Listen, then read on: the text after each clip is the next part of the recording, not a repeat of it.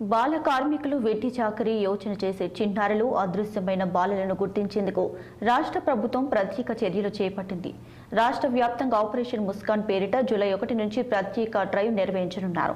రాష్ట్ర మహిళా భద్రత విభాగం ఆధ్వర్యంలో స్థానిక పోలీసులతో కూడిన యాంటీ హ్యూమన్ ట్రాఫికింగ్ సిబ్బందితో పాటు కార్మిక శాఖ, మహిళా శిశు సంక్షేమ శాఖ, పాఠశాల విద్య, ప్రజా ఆరోగ్య, లీగల్ సర్వీస్ అథారిటీతో పాటు ఎన్జీఓలు ఈ స్పెషల్ డ్రైవ్లో పాల్గొంటాయి.